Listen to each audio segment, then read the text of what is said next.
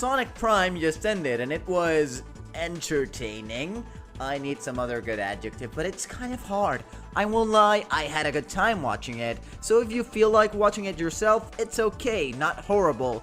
But I did feel kind of disappointed, so if you're not sure if you want to watch it or not, you can totally skip on this, really, don't feel bad about it. That being said, I am about to spoil the show for you, so you've been warned and yada yada yada yada. Let's just start this thing, please. We can begin with the good in this whole thing, and if you've been looking at the video instead of checking Twitter, what a cute hedgehog, you must have already noticed.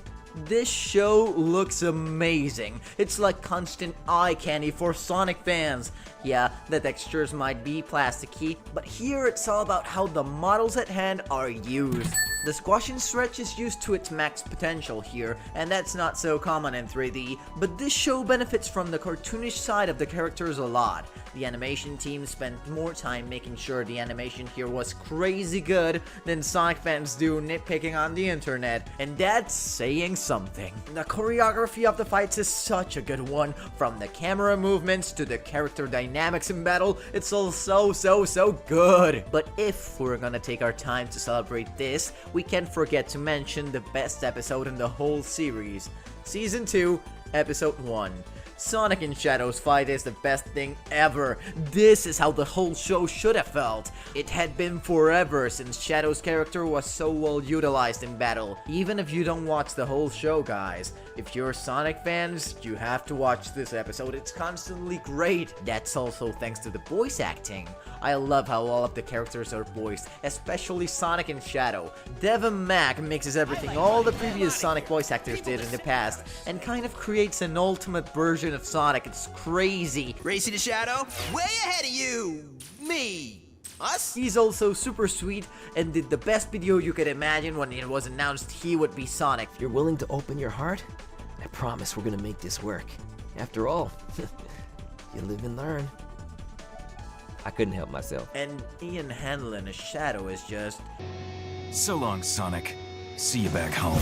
He's Shadow the Hedgehog, okay? He sounds how Shadow should always sound. I adore him. So yeah, I could spend an eternity just blabbing about how everything moves and looks in here, but I'm not doing that. Instead, let me tell you that this whole multiverse stuff the show tells you about is just a cheap excuse to sell you a million trillion freaking toys to kids. Don't get me wrong, I like Sonic figures. Some of my friends buy a lot more of them than me, but I still think they're cool. What I don't think is cool is making lame versions of the main cast, not even giving them very interesting personalities, and being all like, yeah, Pirate Knuckles is a selfish dude, you should buy his figurine, bro. I like how the Amy's end up acting like their sisters, and...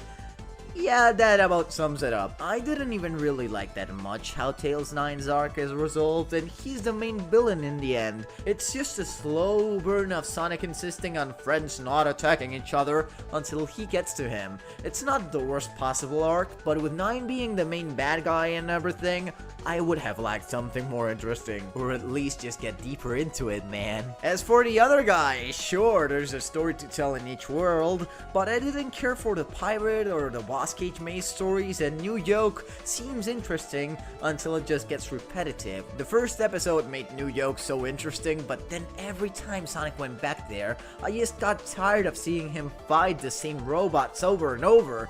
As for the Eggmen, yeah, regular Eggmen can be hilarious, but they're just trying too hard with these guys' personalities for me. The tone of the show was quite childish, but that's not a problem, really. Sonic is meant to appeal to kids, so I don't mind a Sonic show not always appealing to me specifically. The problem comes when they try to pass this off as something for the fans, when it's clearly not that at all. They told us this is canon and led us to believe it happens after Frontiers, even though Sonic is much more mature there than here. And the characters in the show don't stop talking about Sonic's original world as if Green Hill was all there was to it, when half of the cast that the show wants you to believe has always lived there barely knows about the place in the games. And of course, there's those pixel animations in the show that recreate moments from the franchise. Yeah, they're cool in theory, but when a fan can make a better version in a day, you can tell the people making it didn't understand what makes those things so cool for us. The thing is, With the visuals this show has, couldn't they have kept everyone more invested if they had invested more in the writing of it? Sonic Prime was clearly expensive to make. You just have to look at any of the fight scenes it has. It's obvious that they put a massive amount of time into storyboarding and animation. Why didn't they do the same when it came to coming up with a cool story? Why did the same argument between Sonic and Shadow about trusting or not trusting 9 repeat so many times? Why did we have to watch the same fight against the same robots repeat over and over again? Also, why didn't the original versions of the other characters do anything at the end of the story?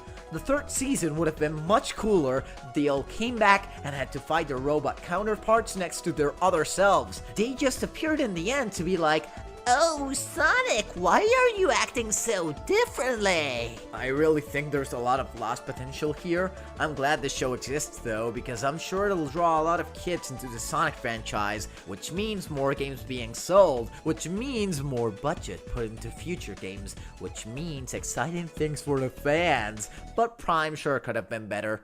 I wonder when the next Sonic show will come. I'm sure this isn't the last. This is the 6th one that has come out. But until then, you can subscribe to this channel to know my thoughts on lots of Sonic stuff to come. Bye-bye!